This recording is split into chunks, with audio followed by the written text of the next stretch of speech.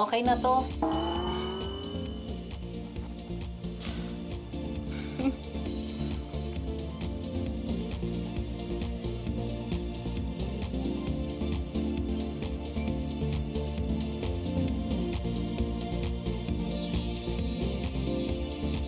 Ay, Diyos ko, Ginoo, Tata! Ang gandang bata naman ito. Hindi kita nakilala. Our sales have been on a downward trend for 5 months now. We are 20% below our target sales. At mas mababa ang kita natin ngayon than 35% compared to the same period last year.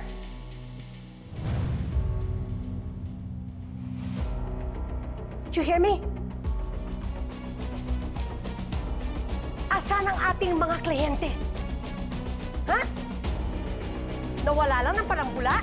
Is that it?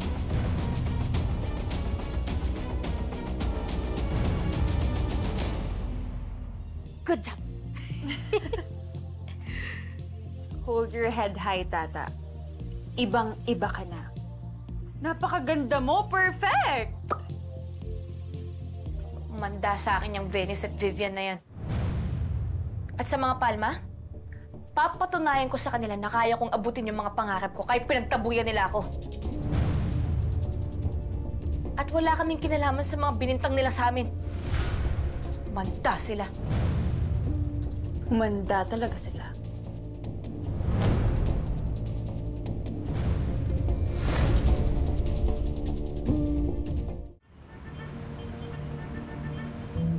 How do we increase our sales? Ayan ang tanong ko sa inyo. The problem is, nakuha na ng bahay inasal ang mga dating customers natin. According to our research team, nadagdagan pa ng 30% ang mga walk-in customers ng bahay inasal at tumaas ang satisfaction survey nila sa lasa ng pagkain. They must be doing something right. But we are not. So what are you doing? Huh? Madam, excuse me po. Pero trending po sila ngayon online. May announcement daw ang bahay inasal. What? Today is the day, mga palangga! Natutuwa ako na nandito kayo lahat. All the VIPs are here, and I welcome all of you.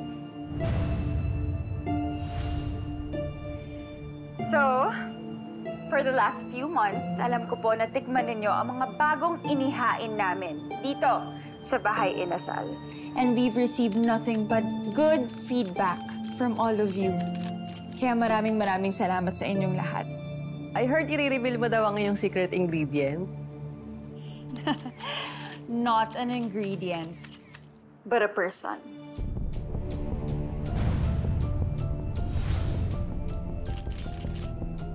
She is the person that paved the way sa pagbangon ng Bahay Inasal. As you all know, nalugi ang Bahay Inasal dahil merong nag-leak ng mga recipes namin. At dahil doon, bumagsak po yung sales namin. Napakasakit po nun para sa amin ni Papa kasi yung mga recipes po na yun galing pa sa lolo at lola ko. Pero napakabait po ng Diyos. Hindi niya po kami pinabayaan. He brought me to the person na tumulong sa amin sa pagbangon. Itong taong to, siya yung tumulong sa amin ni Papa.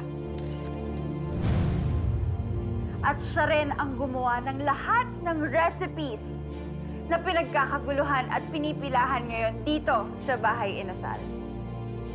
With her talent in cooking and her business acumen, she's a perfect business partner. And she is here today. So it's my honor to introduce to all of you the new head chef of Bahay Inasal and my newest business partner. Let's all welcome Roberta Tata Magbanwa. Tata.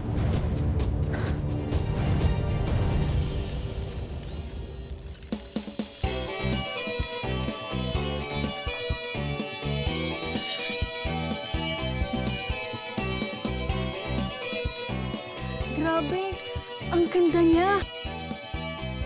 Magandang gabi po sa inyong lahat.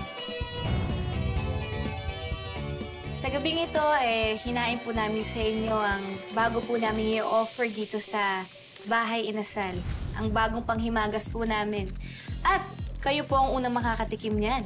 Kinataang bilo-bilo? Pero bakit parang may mangga? Ah, tama po kayo.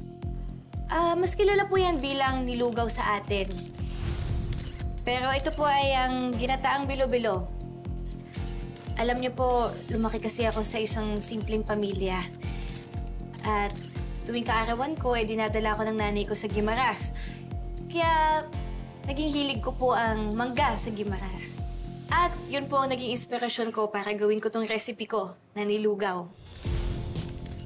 Bilang chef, syempre gusto ko po na masarapan kayo sa niluto ko. Pero, mas masaya ako kung kasama ko kayo sa pagtimpla at paghain ng pagkain. Siya ang bagong chef nila. Malaki na pinagbago ni Tata. Pati pagsasalita, iba na.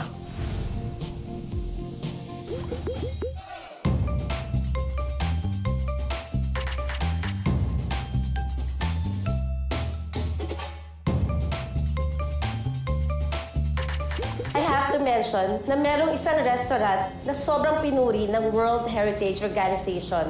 Walang iba kundi ang Bahay Inasal. Walang hindi gagawin ng langaw para lang makatungtong sa kalabaw. Hindi mo na ako makakayankayanan ngayon!